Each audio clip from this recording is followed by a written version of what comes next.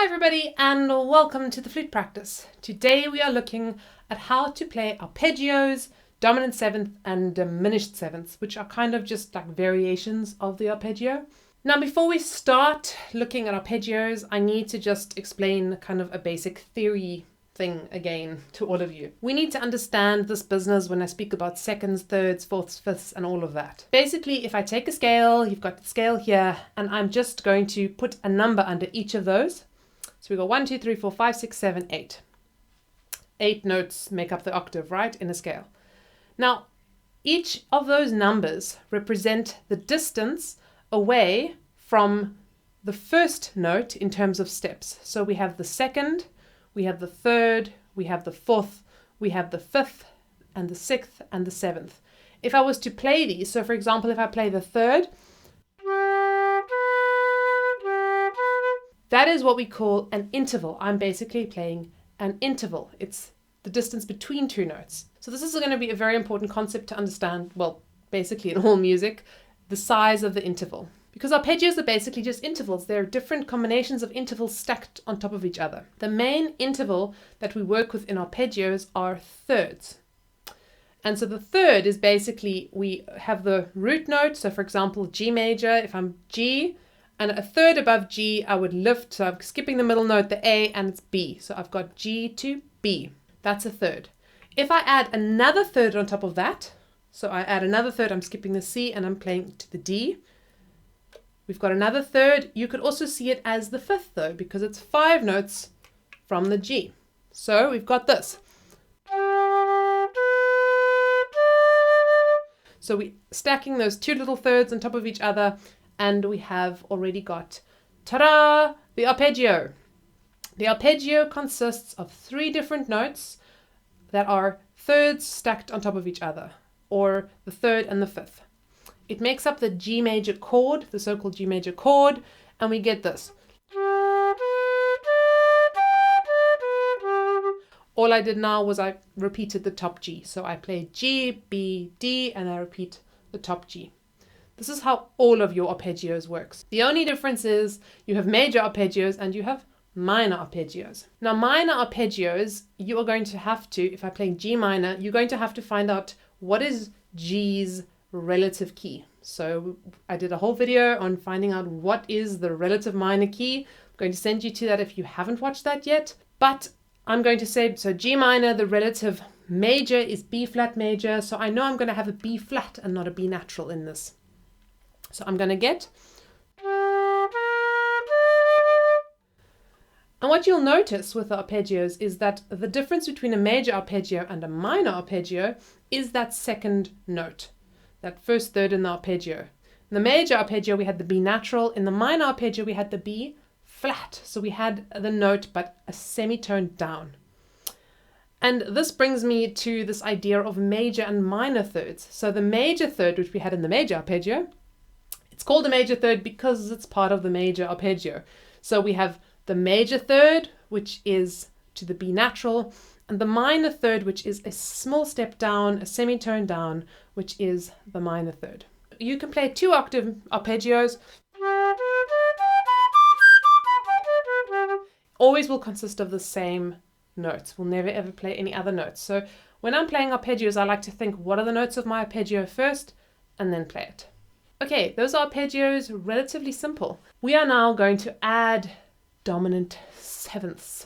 Complicated, crazy sounding keys, but it's not that complicated. So dominant, if, another little theory moment here, we could add special names to each of these degrees of the scale.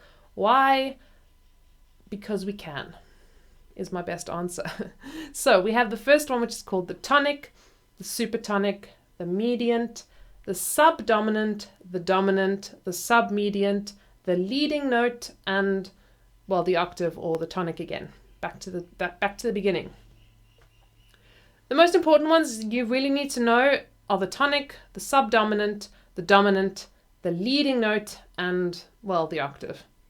Okay, so the dominant is 5. It's the 5th step. This is something you need to drill into your brain. Dominant is the 5th step. The leading note, just a fun little interesting thing. It's such a cool name for it, actually, because if we're playing a scale,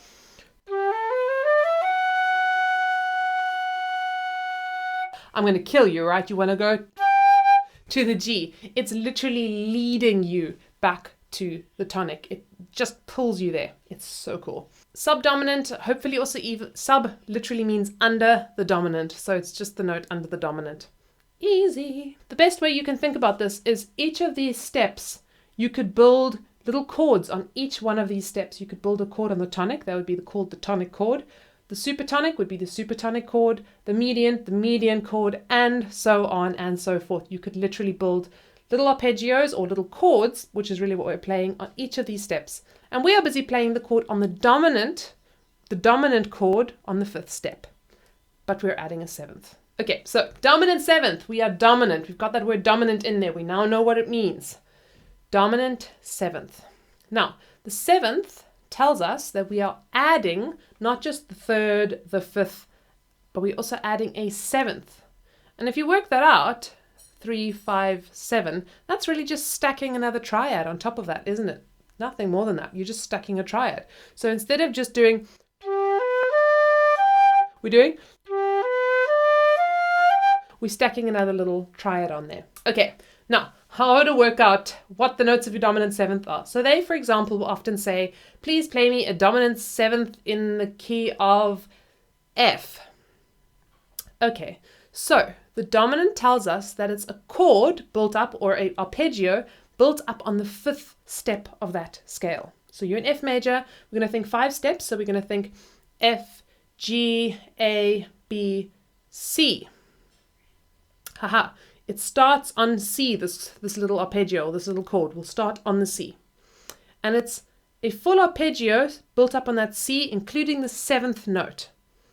So we'll have C, we'll have E, we'll have G. Now we have to add the 7th. So another 3rd on top. Now, we're not going to go to the B natural because remember, we are in the key of F still. This is a chord that's built up in the key of F. We're just starting on the C. It's confusing. When you understand proper harmony, it makes a lot more sense, but that's important for you to understand. We're still in the key of F. We're building the chord on the C, on the 5th step. So we've got C, E, G, and we'll have B flat because of the F major key. So it'll sound like this.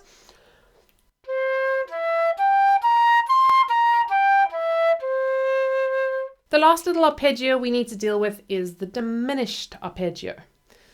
Luckily, the diminished, there's none of this like in the key of nonsense. The diminished starts on the note it starts on. Now, here's the thing about the diminished. The diminished is basically minor triads or minor thirds stacked on top of each other. So it's basically 4 notes, so 3 little thirds stacked on top of each other. Minor triads though. So we have to figure out what the minor third is each time from the next step. So if we, for example, have the diminished starting on G, we have G, we know, to B flat. So G, B flat, that's easy. Then B flat to, we have to figure out what is the arpeggio in B flat minor. So B flat minor, we'd have a D flat in it because we know the relative major of B flat minor is D flat major. If you watched my last video, we know that. So we have, now D flat, the minor triad. Yes, it's difficult to think in terms of D flat minor. I don't like to think in terms of D flat minor, really. I usually think in terms of C sharp minor.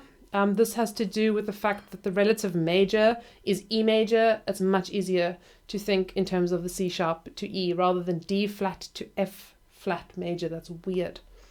So I'm going to the E.